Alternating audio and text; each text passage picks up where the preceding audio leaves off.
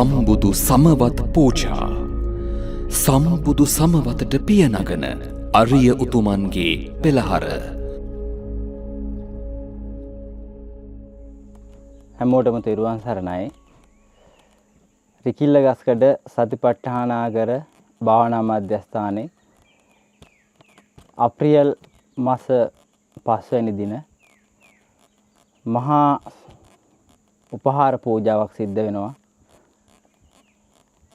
ඒ උපහාර පූජාව සිද්ධ වෙන්නේ සම්මා සම්බුදු පියාණන් වහන්සේලාගේ අපමණ ගුණයන් සිහිපත් කරගනිමින් සමාධි ඉන්ද්‍රිය බලවත් වීම, සමාධි ඉන්ද්‍රිය නැගින්න අවශ්‍ය කරන්නා වූ ප්‍රත්‍ය පරිසරය ඒ සැකසෙන්න තමයි මේ මහා පින්කම සංවිධානය කරලා තියෙන්නේ. මේ පින්කමකින් කොහොමද මේ සමාධි ඉන්ද්‍රිය බලවත් වෙන්නේ? අපිට නැත්තේම සමාධියමයි. ඒ සමාධි ඉන්ද්‍රියමයි අපේ දුර්වල. මේකට හේතුව තමයි අපි මේ ලෝකේ වැඩ කටයුතු කරද්දී මේ අපේ හිත ලෝකේ වැඩ කටයුතු වලට පරිහරණය වෙද්දී මේ විසම සමාධියකට අපේ හිතපත් වෙනවා.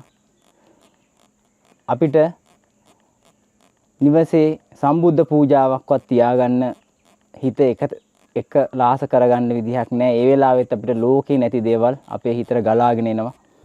ඒකටත් හේතුව මේ සමාධිය නැතිකමයි. මේ සමයකට ඇදී සිටින්නේ නැහැ හිත. ලෝකෝත්තර සමාධියට ඇදී සිටින්නේ නැතිකම තමයි මේ නිවන් මඟ වැඩිවීමට බොහොම අවහිර වෙලා තියෙන්නේ.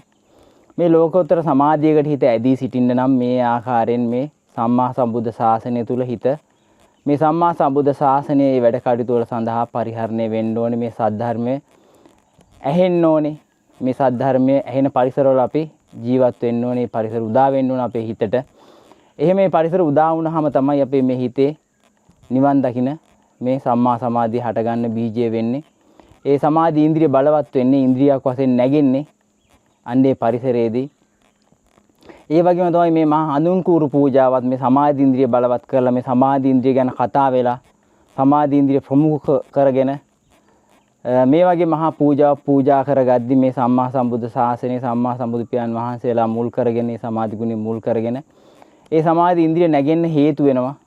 අලෝභ ආදී සම්මෝහ සිතින් යුක්තව තමයි, ප්‍රසාද හිතින් ප්‍රබෝධිතින් යුක්තව මේ මහා පූජාවට අතිථි දීගන්නේ පින්වත් පිරිස. ඒ අලෝභයෙන් ආදේශයෙන් අමෝහයෙන් යුක්ත මේ බුද්ධ ශාසනයේ වැඩ කටයුතු සිද්ධ වෙනවා නම් අපි හිතන විදිහට ඒ දේවල් ඉෂ්ට වෙන්න හේතු සැකසෙනවා. එහෙනම් අපිට මේ නැහැයි කියන මේ සමාධි ඉන්ද්‍රිය ඇති කරගන්න මේ මූල බීජයක් සකස් කරගන්න, මූල බීජයක් හටගන්න අවස්ථාවක් තමයි මේ හැමෝටම උදා වෙන්නේ.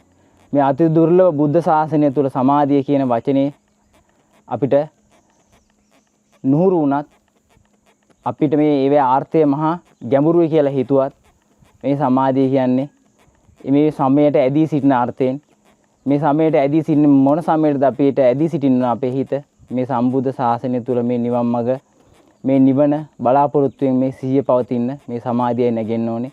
එහෙනම් මේ හඳුන් කූරක් මේ විදිහට පූජා කරගෙන සම්මා සම්බුදු පියාණන් වහන්සේලා ගුණයන් සිහිපත් කරගනිමින් මේ සියලු ලෝක සියලු සත්‍යයන් අතිහිදී දී ගන්න අවස්ථාව උදා කර දෙමින් විශේෂයෙන් මේ මහා පූජාවන් අපි තනි කර ගන්නවත් නෙමෙයි.